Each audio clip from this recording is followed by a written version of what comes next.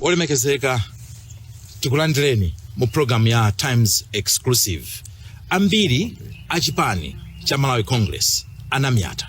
Situkumaona ayi koma inuyo mukuoneka kuti mukumapezeka kuyankha mafunso kuyankhula ndi nkhani zopatsa chidwi mnyumba ya malamulo mphamvu mukuzitenga kuti anzanu amyate inu simunamyate mphamvu muzitenga kuti choyamba ayana ndikuthokozeni kwambiri kunena kuti pa anthu onse amene ali ku chipani chathu cha Malawi Congress Party munachiona chanzeru kuti mundiyitane kuti mwina tikhoza kucheza nditsindike kuyambira kumayambiriro kuti pondiyitana munandiyitana ngati phungu wa Lilongwe Nyanja constituency kwa Kalumbo konse kwa grupu wa Khombe, grupu la Chimango, konse kupereko kwa Kalumbo, kosonkwe, kwa Mchuchu, konse ukamphata uko kochinguwo ndimene anandisankha kukhala phungu ndiye munandiyitana kuti ticheze.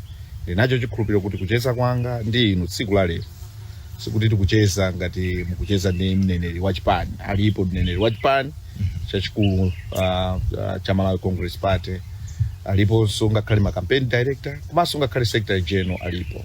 Ndanenera kuti ndine MP Lilongwe Nyanja constituency sikuti kupezeka kwanga pa nthawi ino ngakhale kuti ndikutenganso mphamvu zochokera kwa utsogoleri wa Chipani mu nyumba ya malamulo. Koma mwachidule kwambiri kungoyankha kunena kuti ndichifukwa cha ndipezeka kuti ndikumayankhula amene amandisankha kukhala MP anandipasa mphamvu zonena kuti ndikhoza kumayankhula malo mwa anthu aku Lilongwe Nyanja constituency komanso ndine mkulu wa chinyamata ku Chipani. Motero chimakhala chapafupi kuti ngati mmodzi wa akulu ku Chipani ndizitha kumayankhapo pa zinthu zimene zikumachitika mdziko lino komanso ku chipani chathu chokondeka cha Malawi Congress Party. Ena manena kuti amene amayankhula amakhala kuti adziwa kuti kumbuyoko kulibe zobisa kutolo kuti asegule mafailo zina lanu Malondera salipeza kapena tizitero kuti boma lapitali inuyo zina lanu silinakhuzike mwina ndi zina zosakhala bwino nchifukwa mulibe mantha mukumatha kukhala ndithu pakadema kuyankhula mwamphamvu kapenanso ku nyumba ya malamulo uja kuyankhula boma ikakhala kuti kulakwisa pena pake ayikuluma ndithu mosanyengerera. Amati chala sichizilodza komano chimene ndingatsindike nchonena kuti amalawi wokha pamene tizipita kutha kwa nthawi ndi pamene angazathe kupanga chiganizo kuti kodi zimene zikuchitikazi mmene akuyankhulira babamu ndi zimene amachita ndi amene akundidziwa kuchokera kale kuti baba Malondera ndi ndani amene alibe chodabwisika china chilichonse chifukwa chokuti ineyo pamene ndikuona kuti msalakwika ndimayankhula pamene sizili bwino ndimayankhula nakhale tili mboma pena ndikaona kuti pena pakuzondoka ndimayankhula chifukwa chokuti ine ndimakhulupirira kungokhala munthu omasuka pa zimene ndikuchita chifukwa there's only one life kenako death. Munamveka kwambiri ndi kafukufuku amene nyumba ya malamulo imachita maka pa nkhani yakugulisidwa kwa hotelo yodziwika bwino ya Amaryllis mu mzinda wa Blantyre. Ndiye panalinso zambiri mapepala malipoti asowa apa kuti bwanji kodi Malondera kodi ripoti izatuluka liti lokuti timve zosatira zakafukufuku amene mwakhala mukupanga ngati nyumba ya malamulo chifukwa Malawi kunjaku akufunsa. Ndipo Malawi ndiyathokoze chifukwa chokuti ndalama zimene zinagwiritsidwa ntchito zija ndi ndalama zonena kuti ngati Malawi anasonkha nawo malingana kuti ndi misonkho ndiye kukhuzana ndi report titsindike pano kunena kuti ngati Public Accounts Committee anthu amene amanya kuti tikumane nawo ambiri mwa iwo tinakumana nawo ku parliament mwina ndi former Chief Secretary to President and Cabinet Ms. Colleen Zambaoka amene kufikira na lero sitinathe kukumana nawo. Tikamaliza china chilichonse ndiye kuti tizapitanso ku nyumba ya malamulo ngati committee ndikukhalira na tsonga ndikuchita adopt report. Tikatero tizapita nayo mu parliament kumene tikayipereke mnyumba ya malamulo. Tikakayipereka zili ku nyumba ya malamulo kuyilandira kapena kuyikana ngati report nimene ndondomeko zimayendera. Koma inenso ngati nzika ya dziko lino ndikufunisisa kuchoka pasi pa mtima wanga ripoti Amalawi atakhala nayo kuti tsogolomo azathe kuona kuti nthawi iyi panachitika izi kuti ngati pasakhale zina zotsamwisa they can refer to that report kuti dziko lathu tikhoza kumalitumikira mu mzimu ndi mu choonadi komanso moona mtima pamene anthu akuona ndi pamenenso anthu sakukuona kugwiritsa ntchito ngati report. Kuti kafukufuku wanuja wa hotel imene ya Amaryllis mu mzinda wa Blantyre inalibe time frame, inalibe malire basi kuti olotakhala kuti mufuna muzamalize 2028 basi palibe vuto, ilibe time frame? Inali ndi time frame imene tinayifika kumapeto ndikufika kuti tukaika report mu parliament, koma kunayamba manong'onong'o ena hayi pafunika wakuti report isikhala complete ngati awa palibe report titere, ndiye titazatsegulanso for 2 weeks kuti tikumane ndi anthu amene amakambidwa apo. Anayitanidwa, tinakumana nawo kufika kumapeto kuti tikutseka ndithu, komabe wena umapeza kuti alankhulirabe zazomwezo za report iyo, koma ndikutsimikizireni ndikutsindika kunena kuti inali ndi time frame. Pakuvuta mpati kuti muyankhulane ndi Mayi Colleen Zamba amene anali chief secretary mu nthawi ya ulamuliro umene wathawa wa Malawi Congress. Tithokoze kwambiri bayana chifukwa chonena kuti funso limeneli ambiri amalifunsa ndiyankhe mosazungulira.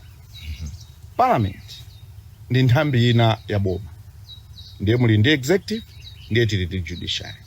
Tikakhala kuti tukamba za parliament, tikukamba za nyumba imene ili ndi aphungu ochokera zigawo zosiyanasiyana kapena ma constituency osiyanasiyana, panopa ndi 229. Ntchito zathu kwambiri ndi zitatu: pali oversight, kupereka kauniuni; representation, kuyimirira vanthu; legislation, kupanga malamulo. Ndiye mukaliona mmene ilili report la Public Accounts Committee okapena unena kuti inquiry iyi imapanga kwambiri pa kauniuni. Nemene timapanga kauniuni tinayitana aliyense kuti abwere, koma nyumba ya malamulo si maloledwa kukamba nkhani zimene zili ku court. Izizi ngakhale anzathu aku executive akudziwa. Titayamba kupanga kafukufuku ameneyi kapena kuti inquiry, zinapezeka kuti aboma kawiri kamati boma timanena ku executive. Executive amene kumakhala DPP, Director of Public Prosecution, kuli Attorney General mbali yomweyo, mukapita mparliament munja mukapeza kuti muli Leader of the House, Minister of Justice amakhala ndimo ali momwemo, akudziwa fu anthu amaziwa za malamulo kunena kuti nkhani imene ili ku court simungayikambiraneso mu nyumba ya malamulo. Koma ngakhale anthu amene amadziwa anapitira kukatenga warrant of arrest ya Miss Colleen Zamba. Kupita mparliament kumanena kuti inu simungamalize ibu khapokhamu kumane ndi Colleen Zamba, pomwe iwo akudziwa kuti chimene anapanga si chinthu cholondola. Amayenera kuti asiye inquiry jatimalize kena kwakayambe nokugwira anthu. Osati inquiry ili nkati. Ndiye Mayi Colleen Zamba kudzera mwa lawyer wawo anatilembera ife ngati parliament kunena kuti ineyo sindingathe kubwera chifukwa chonena kuti nkhani imene mukundiyitanira ku parliament kuti ndizayankhe mwandiweruza kale, mwandijaja kale, chifukwa chakuti ngati boma landitengera ku court pa nkhani yake itiyo yomweyi. Ndiye ife kugwiritsa ntchito anzathu aku parliament azamalamulo, chifukwa komiti ija imakhala ni macrates kapena kuti alembi ochokera ku secretary. Tinawuza kuti atithandizireni kuti mukambe ndi ku ODPP, mukambeso ndi Attorney General kuti izizi ataziyimikira kaye kuti timalize. Ndiye mukapeza kuti anthu akukanabe kwana kuti haya isi mungapange, pomwe parliament imakhala ndi malire. Boma liliso ndi chani kodi malire ndi mphamvu zosiyanasiyana. Mu mphamvu zawo ndi nzeru zawo anakapanga zimene ndanenazo kuti anakamupereka kupanga zokuti akummanga munthu pomwe munthu uja sanabwerewo. Omwewa akupita mparliament kumakana kuti simungayankhule kupitirira kupereka report ili munomo mpaka uyu ataperekera report. Pomwe nkhani yayikulu ndiyo kuti iwo achose ichi chotsamwisachi kenako ife munthu uja timuyitani. Tinanena kuti abwere ngakhale pesa ali kuchipatala atachita apiye virtually kuti titha kukambirana kutsera pa makanema, koma popeza pali chotsamwisa ichi ndiye pempho langa ndotera kuti aboma chonde tiyeni tisakhale two-faced. Koma mpaka nthawi imene paja simunayankhulane ndi wina wake kubomako? Takhala tikuyankhulana nawo kudzera mu makalata, chifukwa kungoyankhulana pakamwa ndi zachibwana. Ino makalata makhamu kulemba kwa ndani? Makalata apita, kalata iyo ina inapita kwa ODPP, tili ndi communication imene inapitanso ngakhale kwa mkulu oyang'ana za malamulo chabwino ndiye abomawo ndikukhulupirira kunena kuti mmayankhula nawo mmatha kukumana ku parliament kuja imene si nkhani yoti kuyankhula makalata ali apo mumamva uthenga wotani kuchokera kubomako kuti mwina kuti sakufuna kuti zimene zichitike kapena mwina ena anangodya mfulumira kapena ena sanathe kuganizira bwino kunena kuti tikathamangira ndi kuwayika ndi kuwapasa mlandu mayiwa ndi kuti ukukafukufuku wa nyumba ya malamulo sizitheka ati kusiziyenda chifukwa ziwiri zisizenera kuti zizisokonezana. Ineyo ndikukhulupirira kuti aliyense amene ali ndi udindo wake kandi atone chenu kandi ODPP ndi anyamata anzathu onena kuti tali nawo m'masukulu ndiwo kuti anapanga za malamulo izi tikukamba pa ndi lamulo laling'ono kwambiri lonena kuti akuluakulu ngati amene wawo anthu kuti ana mwayinki angaliphere kumalifunyulula bwinobwino takhala tikukamba kumapezeka kuti kukhanga lizuchilowa chibisalirano ndiye pena umazifunsa kuti kodi tikukokera mbali imodzi ngati dziko kapena anthu ena ali ndi zolinga zawo zimene sizokomera Amalawi. So mufuna chitika nchani? Mufuna kuti aboma awuyimisekaye mlandu? Ineyo muona mtima zili ndi aboma kupanga chiganizo njira ziwiri. Yes.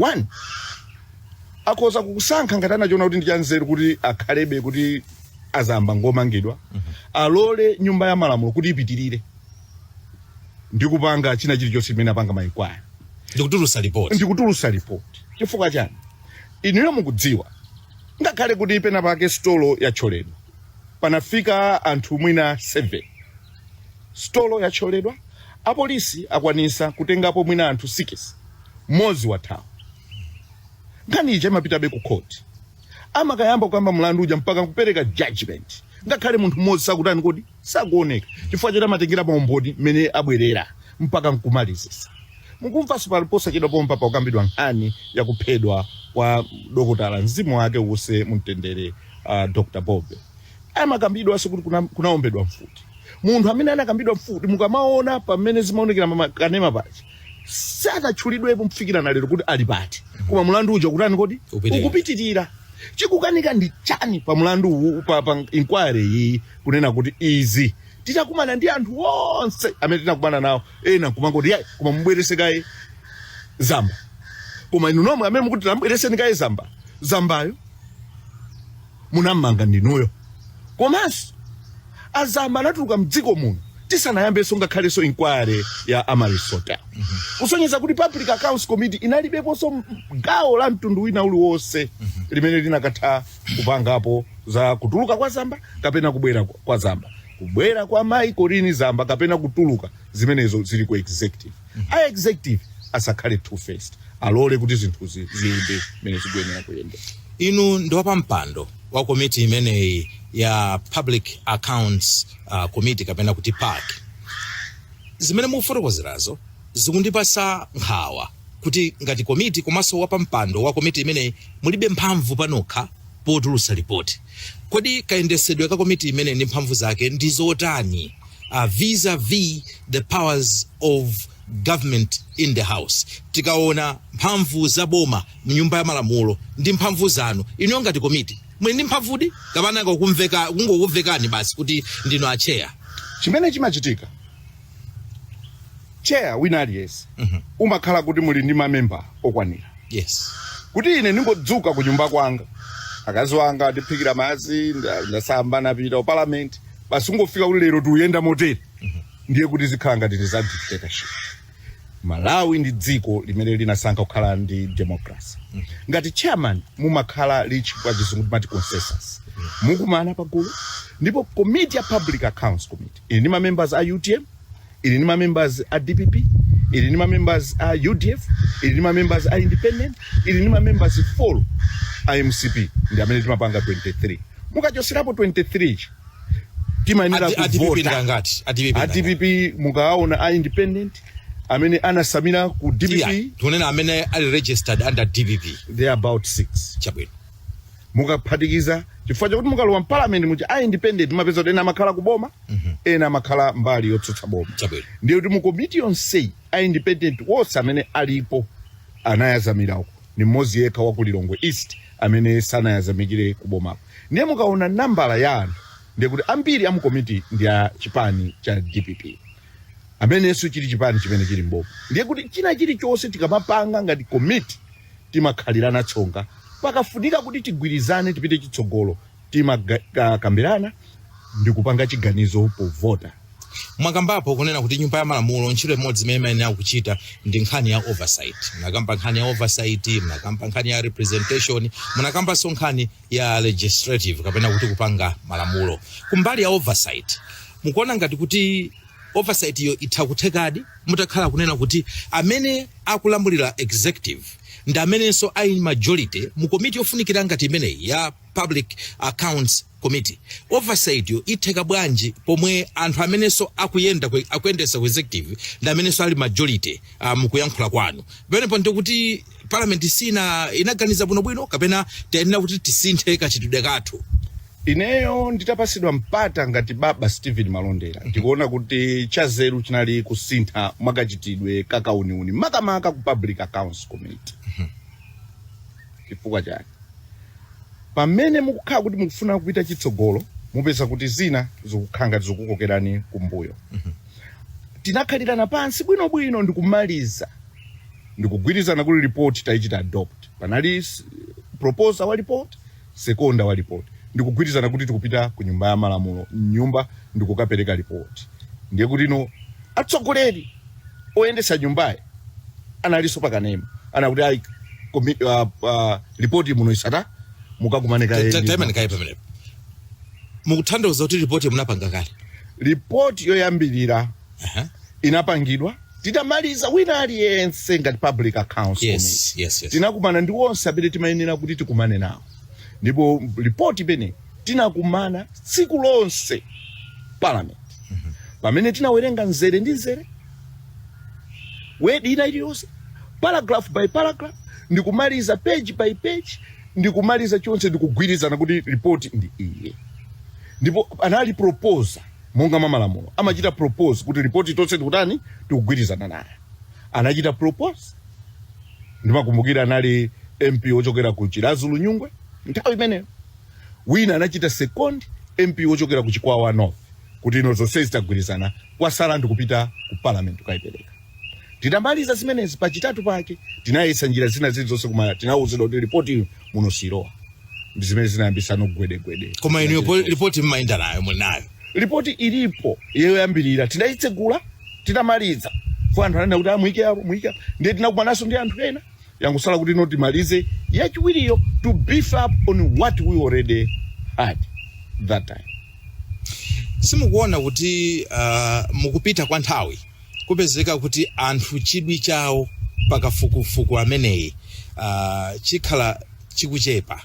Chidwi chimenechi nthawi zina chimakhala ndi momentum, pa Chingerezi mati momentum. Kenaka mumapeza kuti anthu basi amba pano sonotamba ukamba zakafukufuku wina wakuchikangawa wamene ndege ya Malawi Defense Force Donia inagwera kuchikangawa pa 10 June 2024. Inu simukuona kuti pa chiopsezo chimenecho kuti you can become irrelevant as an inquiry. Chiopsezo chimenecho ifeyo ngati committee tikuchiona komanso nditsidike pano kuthokoza ma members onse a public accounts committee. Chifukwa mukuzindikira mwa chiopsezo chimenechi kuti tikatenga nthawi zina zikhoza kukhala kuti zasuluka. Ma members a public accounts committee analola kumagwira ntchito mpaka usiku popanda dipo la mtundu wina uliwonse, popanda kuchita draw any allowance the first 30 days imene tinapanga inquiry manager. Ndi chifukwa chokuti aliyense amafunisitsa kunena kuti inquiry imene tiipange tiimalize Amalawi adziwe choona kuti ndalama yokwana 128 billion inapasidwa kwa anthu mukuzera munjira zetu. Ndi chifukwa chake anthu amatheka kuchezera. So ndigwirizane nanu kunena kuti ndizoona ifeso nkhawa yathu ili pamenepo kuti ena afuna azikhala ngati kutenga nthawi ndicho linga kuti zina zilowerepo pakatipa kuti dziko lisaziwe choonadi. Ma MP analolera kugwira ntchito imeneyi wopanda allowance. Ndipo izizi fanamva kuti ma MP ndi allowance ndi khetekhete. Pano tili pakanema. Pa nthawi imene timachezera ija makafika usiku, kumafika 2 AM, mukhoza kupita ku parliament mukaone kuti nthawi imene amachezera ma MPwa kugwira ntchito ndipo nthawi imene chenali kuti tikukumana ngati parliament tinali titatenga ma allowance okumana ya parliament ya nomo pomwe sitinadikire kuti tibatize parliament ndi akati itane kwathu ndikubwera ndikuzayamba ziti ayi timakumana ngati mukumbukira bwino mande mawa nthawi yona kuti parliament imakumana masana ife timayamba 9 o'clock mpaka na half 1 kenako Wednesday mawa mpaka na half 1 tikatuluka parliament 5 o'clock kuti angumaliza parliament timapitanso kukakumana mpaka kumafika ma 9 10 siku lina tinafika mpaka na ndimakumbukira pakucha kwa pa 14 March tinafika mpaka na 2 am tili ku parliament kwa pano malawansi amulandira malawansi okhuzana ndi inquiry yes oyambirira mmene ndikunenera panalibepo ndrama ina iliyonse imene analandira mpaka pano sanalandire palibe chifukwa inakakhala double dip tinali kuti tili kale ku parliament kale ku nyumba ya malamulo ndiye tikalandiranso allowance ile ngopangira inquiry sisi nakakhala zanzeru ndi imagine ndi public accounts committee timakhala tikulimbana ndi zinthu ngati ziti zimenezo pamene mati report yasowa anthu amasokoneza kodi report imene ndi imene mukunenayo imene mwina yena sakufuna kuti ituluke kapena ndi report ya kumangala kumene mumapanga kuti ayipena pake ndikuona kuti zinthu sizikuyenda bwino ndili pa chiopsezo report itiyo imene inasowa tisanapumulire programu iyi akwakulu vuto la Malawi kapena kuti ifeyo timakonda mabodza amakonda ndikuthamanga ndi bodza report ya public accounts committee palibe kuti ingasowe anthu amene amatithandizira secretariat tili ndi anthu pafupifupi 6 maloya alimomo ma economists alimomo ma administrators alimomo anaonena kuti ma minimum qualification ma masters degree from proper universities. There's no way that report ingapezeke kuti yasowa ndizabodza chimene anthu ankati chasowa chomwe kwa ineso sikuti chingatheke kusowa ndi nkhani imene ine ndinamangala zimene a SCB director amachita kuti no committee iyende munjira ina mosiyana ndi zimene zikuyenera zipezeka pa ground zomwe ine ndinalembera iwowo ndikuchita kopi ngakhalenso inspector general nakaisiya kopi imene ku office kwawo koma nthambi zina za boma zimati yayi ife report yosinayandire koma ngakhale a president a dziko lino His Excellency Professor Arthur Peter Mutharika kope yakumangala kwanga zakachitidwe kayendesedwe ntchito ka SCB director alinayo kathe akagwira ntchito ku institution yani yomwe ku times inde kathe maulidi khoza kuchita confirm ndi kathe ngati a president analandira olusanalandire koma ine ndinayankhula naye kathe ndipo anandisimikiza kuti yafika pa table pawo ndiye report yoti yakafika kwa president report yoti yakafika kwa inspector general wa police yomwe nakasiya ndeka report yoti nakapasa kumangala kwanga nakapasa SCB director ku office kwawo ingasowere bangoti muli atambwali mu chinthu ichi chifukwa ndalama tikukamba ndi 128 mukamati chinthu ichi muthandauza cha tikukamba mu Amaryllis hotel okay. nkhani manager munachuluka atambwali ambiri chifukwa chakuti mukagulisidwe ka Amaryllis hotel fatika tatambwali mu Amaryllis hotel ndikuti tikutenga ngati kuti hotelo ndi atambwali koma mukagulisidwe ka pamene mukagulisidwe ka ichi panali utambwali umene unachitika waukulu chabwino ndiye mu utambwali umenewu ndrama 128 billion si ndrama yochepa musayembekeze kunena kuti anthu amenewa okuti ali moyo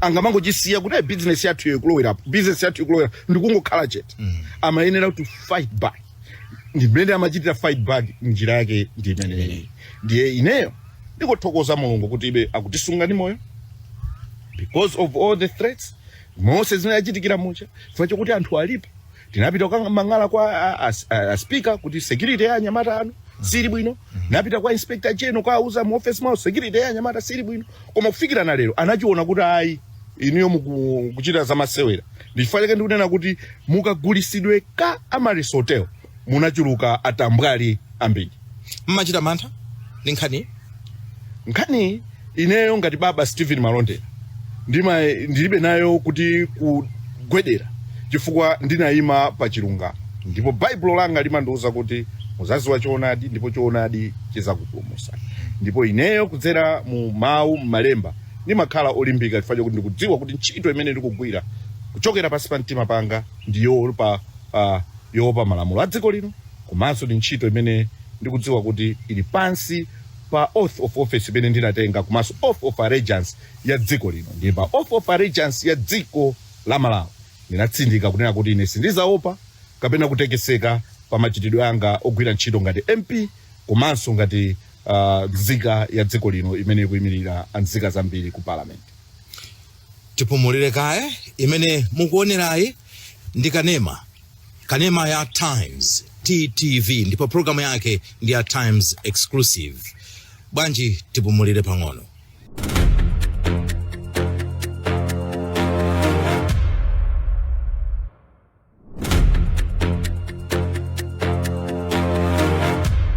Ndikulandireni ku chigawo chachiwiri komanso chigawo chomaliza cha programu yathu ya Times Exclusive pano pakanema wa Times TTV. Sinalangandire Vayana Chunga, ndipo lero tikuyankhula ndi mlendo wathu wolemekezeka Baba Steve Malondera. Iwowa ndi phungu wa Chipani cha Malawi Congress ku Lilongwe Nyanja constituency imene inkatchedwa kuti Lilongwe South East. Ndipo mchipani cha Malawi Congress iwowa ndi wapampando wa chinyamata kapena kuti National Youth Director.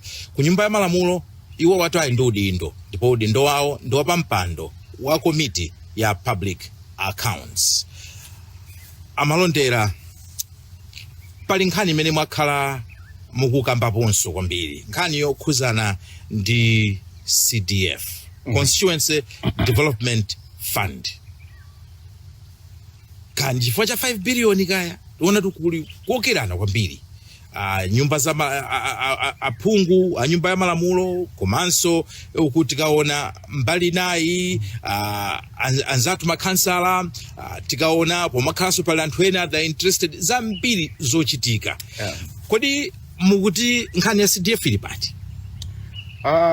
Nkhani ya CDF ndinayankhulanso pena kuti sikuoneka kuti anzatu a DPP anachulusa chibisalirano. Nthawi ya kampeni anathovola kwambiri kulankhula motayirira kuti constituency ina iliyonse izapasidwa 5 billion. Nditsindike kunena kuti mwina munena kuti ayi chifukwa cha 5 billion ayi. Mene ndimakhala MP mu chaka cha 2019 CDF ili pa 24 million Malawi kwacha. Kudzera mu ndalama yomweyo tinakwanisa kugula zipangizo za chipatala zonse za Panyanja Health Center kwa Kalumbu. 24 million. Chilichonse tinagula including kuchosa plumbing chipatacho chinamangidwa ndi Taiwan kuyambira 2004. Ndiye kuti 2019 ndimetina sinta water system, water reticulation using CDF. Ndi chifukwa chake timanena kuti CDF ija imasintha maconstituency. Chabwe. Ngati ikugwirisidwa ntchito bwino. Komanso pamakhala misconception yayikulu yonena kuti ma MP amatenga ngati CDF ndi pocket money. Koma chimene anthu samadziwa ndichonena kuti CDF simayipita mu account ya member of parliament. Ayi. CDF imati ndalama akatolera aboma kulowa mu account number 1 zimachosedwa ku treasury ndi kupitisidwa ku council. Ndiye kuti ngati mwachita identify chitukuko ndikupezeka kuti papezeka ma quotation ochokera ku ADC. Ndiye kuti akatenga ma quotation amakasiya kwa DC. Akwa DC amapanga procurement process yawo yonse mene imayenera kukhalira. Akatero amachita identify service provider. Ndalama imachokano mu account ya council kupita kwa service provider.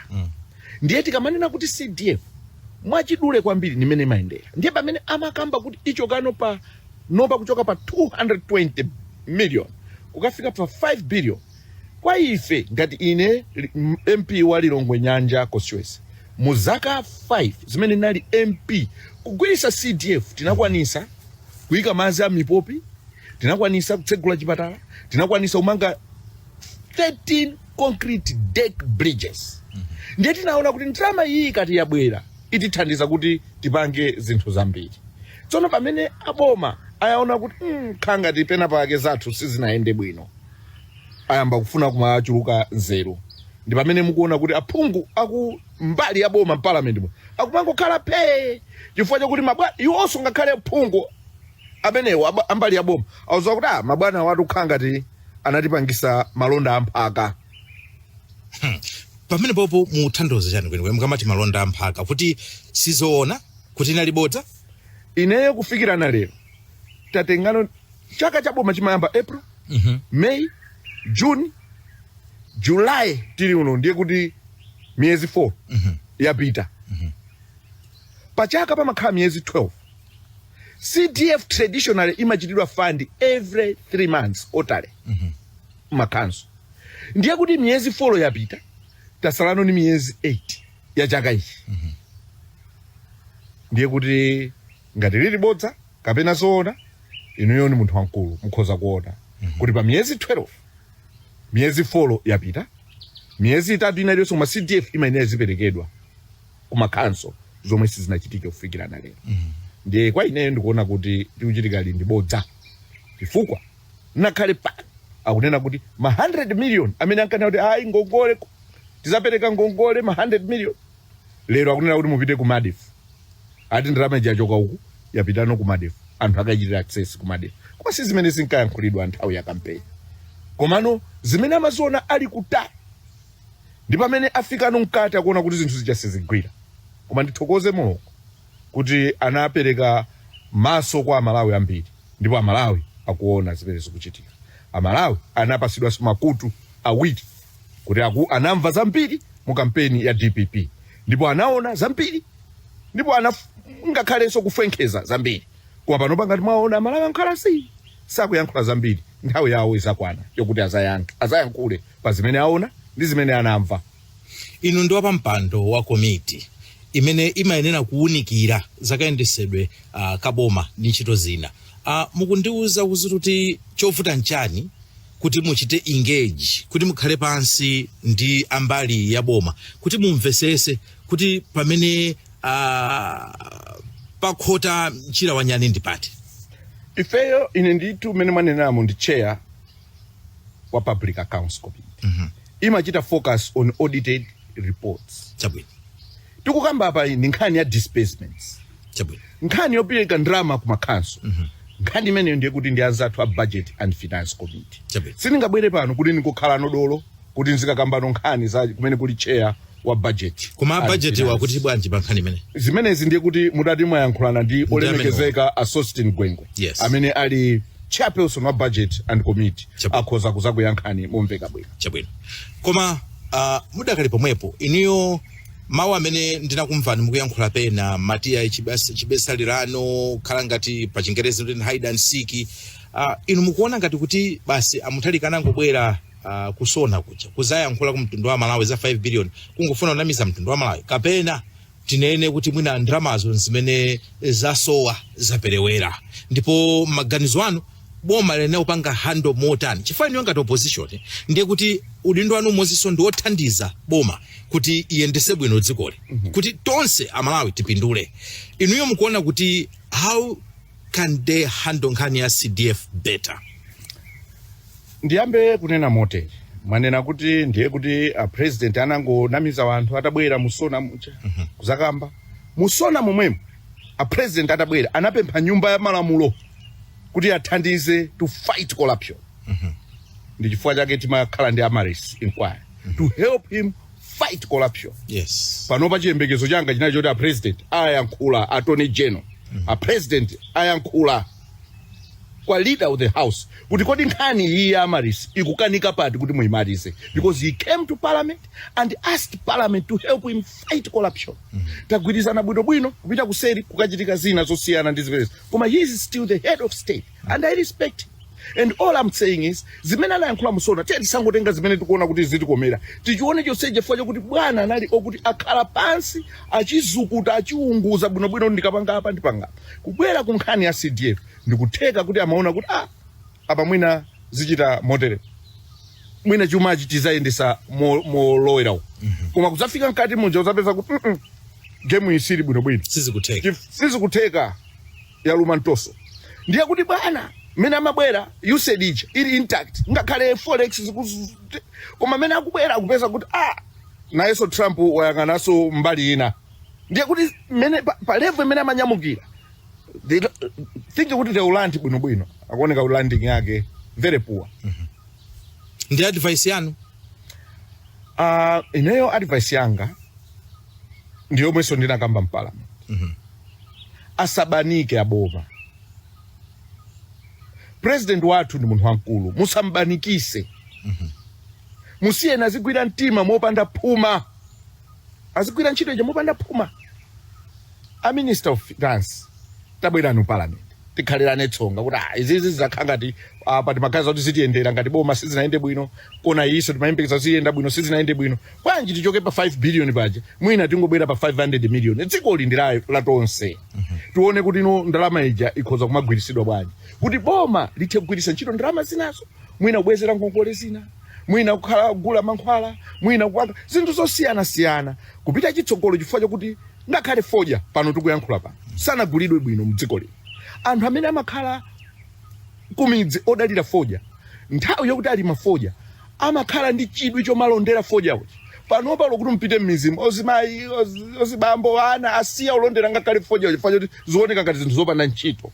Ndi abwererenso kuma basics. Kodi foja tipange bwanji kuti tigulisa mtengo wabwino. Kodi nanga panopa kubwera nkhani ngati ya El Nino.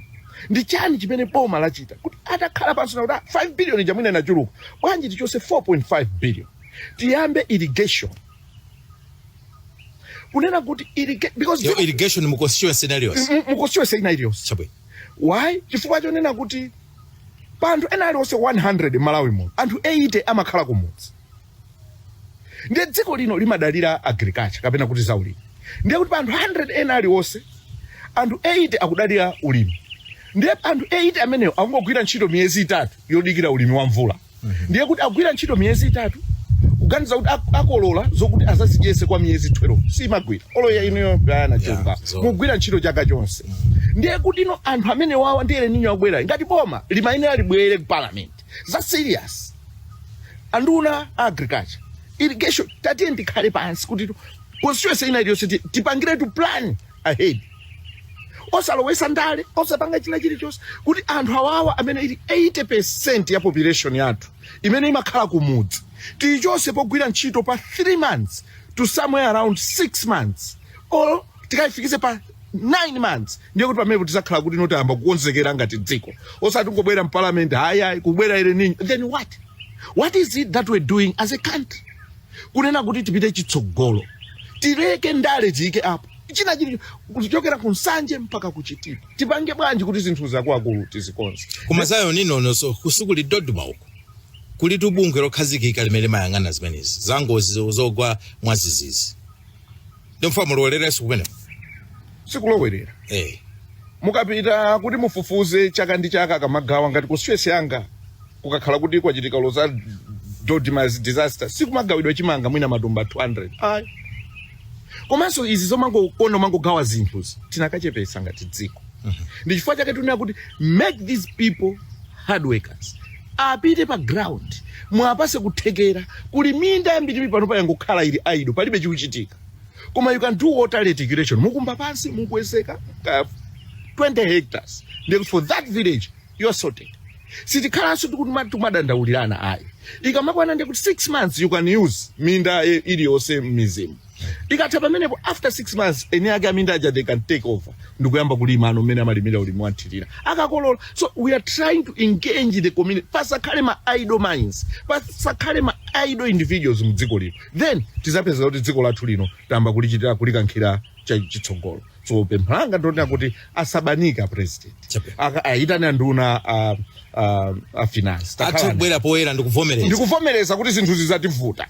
Aliyense amathakula kuisa umathakula kwa mayankhulidwe umathakula kwa maganizidwe ngakhale machitidwe ako azinthu. Koma ukabwera poera kuna kuti zina lakwika ola president anakuti amalawi ka 5 billion kaja tikaike kaye pa isi sikatheka pa nthawi ino sikatheka kaye.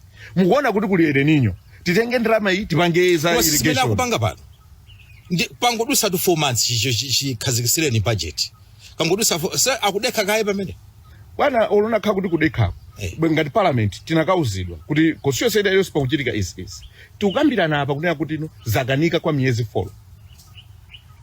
Koma timamva tu kuchokera kwa nduna local government kuti fotokozera kunena kuti ayi anthu ofuna kuti alembedwe recruitment mafunso zosiyana-siyana ntchito imeneyo khangati yayenda bwino anthu alembedwa tu ntchito ma preparations ali nkati inuyo mukuona kuti zimene sizokwanira yayi ma preparations amene akuchitika pa local government level bwana sikuti bomali lalowa sabata yatha September mene amalowa amaina kukhala kuti ndi blueprint kuti tikayamba ichi tukapanga ichi budget sikuti mumayamba kutolera ndalama siku lomwelo imakhala kuti muli ndi plan mene imayamba April mene timachita pass budget amaina kuti akudziwa kuti tiyenda apa tiponda abwana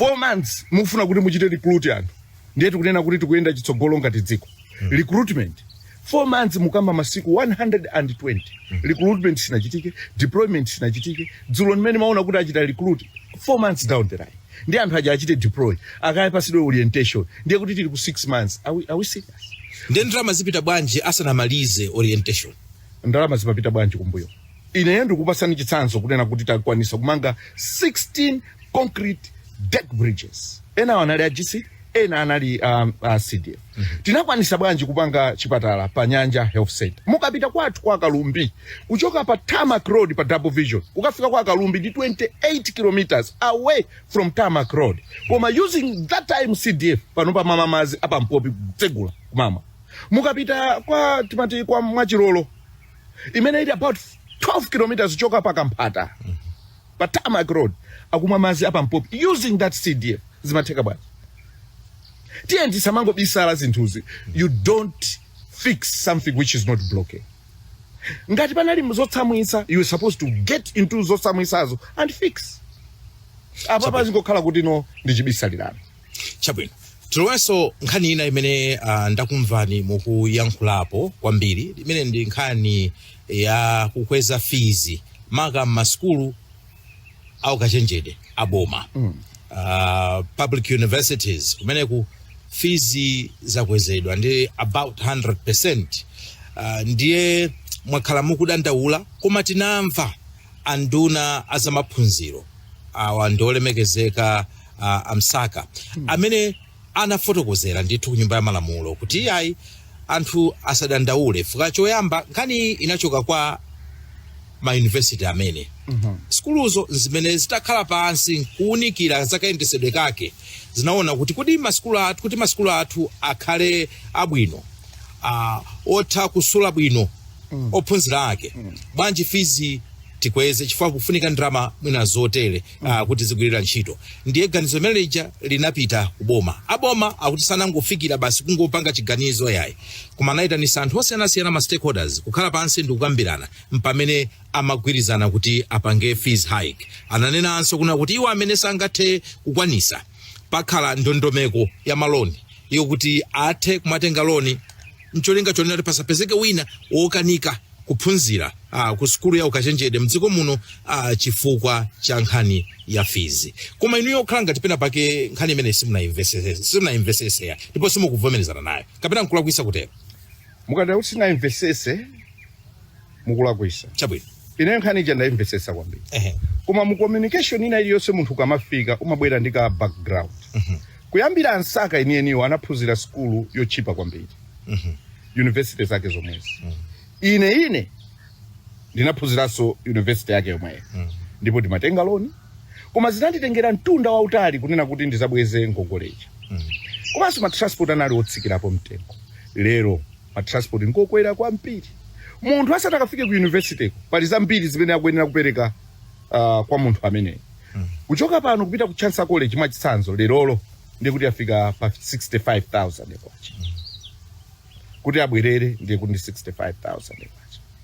kupatula kuti ampasidwa loan munthu bwana si zinthu zomveka chifukwa chani mukatenga loan ndalama ija ndi yaikulu imakhalanso ndi interest pamene tikupita chitsogolo ndiye kuti munthu uja akamakamaliza akakhala ali ndi burden yaikulu kale kuti achite take off ngati munthu akuyenera ayambe kale wachita clear ngongolezi ndiye kuti koma inonso mnali ndi burden itu ndi zimene zinatengera nthawi kuti ndichite take off kwa mnakwanisa koma patatenga nthawi inali ndalama ija yochepa it was 100,000 Malawi kwacha 4 years plus 25,000 ya book allowance 125,000 mene ndimazabweza itakhala ndi ma interest ndiye kuti mukamba za pafupifupi 700,000 ngati kuti yapa mwamba ndinayikapo pafupifupi 550,000 ndiye ngati mukutenga 1.3 million times 4 years imene ili minimum yokhalira pa university zikukupasani kuti mwana amene iyi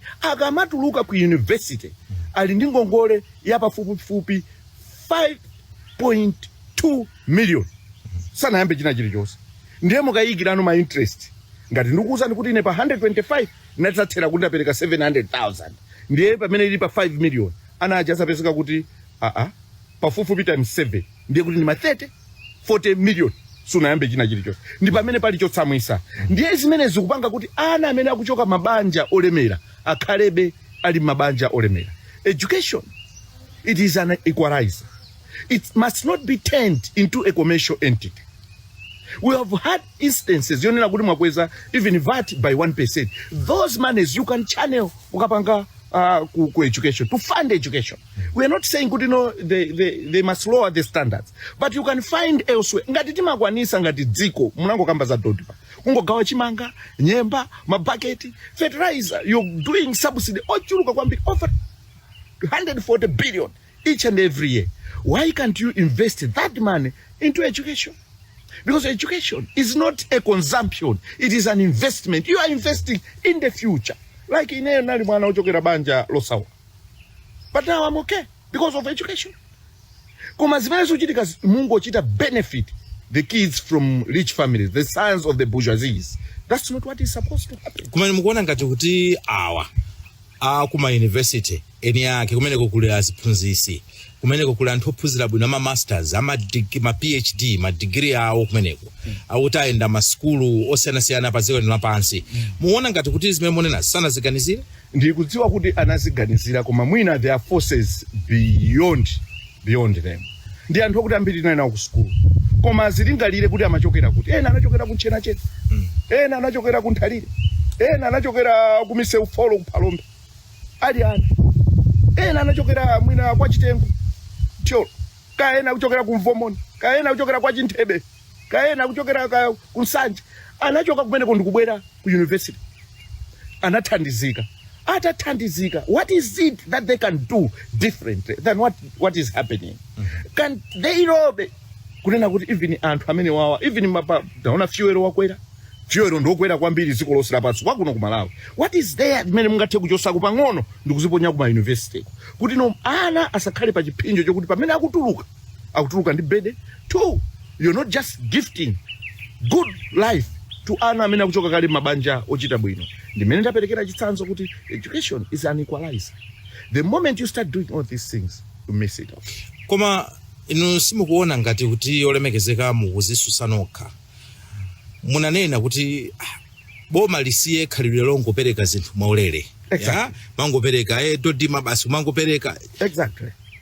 Ndikakumva ndiso bwino mukamba za university banena kuti kumene kwasakweze koma pali zinthu zina makani malevi kumafuta kucha kumene atha kumatenga nkumapereka. Exactly. Yeah? Exactly. So in a way ndingati kuti uyu amene ali student kamena uyu ali kholo munena kuti ameneyi timpase the cost of education amene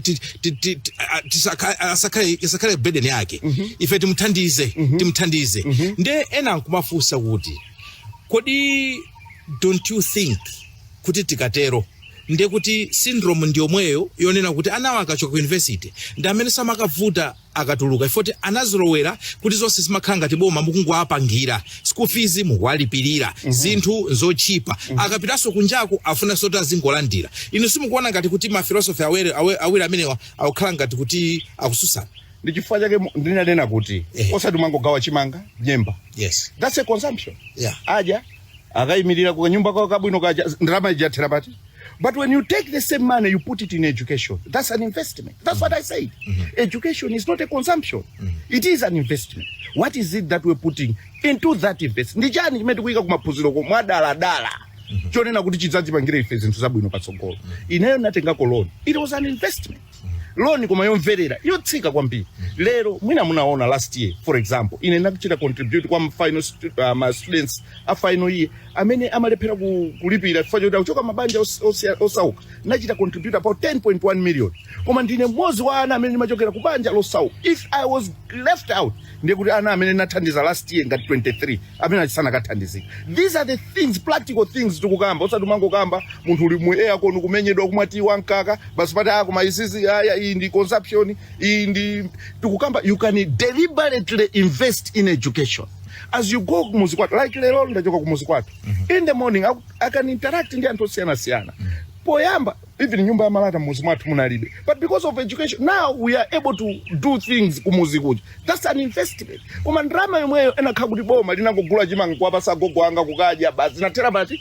So we must as a country invest in education no matter what. Even if you go kwina kuliko ku China ndeti ana tingono za science timakhatu kupanga kuno tikukambirana zazi ajina ma grasshopper all those things. But practical things, if we invest in that, we're going to redeem this country. Muona ngati abo makumverani pa nkhani mene undisokosera nkulinga utamva. It's entirely up to them. Bola amva. But I pray kuti tisasogoze ndale. We have only one country to save. If we can't do it now, then tisazipangaliti. Can we for once decide to move this country forward? Pomaliza ndinakumbukira mawu amene akhala kukambidwa mundale zaka zapitazi kuti akuti ku opposition nkumanda.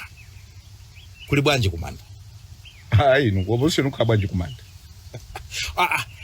Komatu muli mboma tu anu a MCP ankayankhula kumane na anzawo a DPP kuti nkumanda tu ku opposition nkumanda lero mwakusintha sikumanda.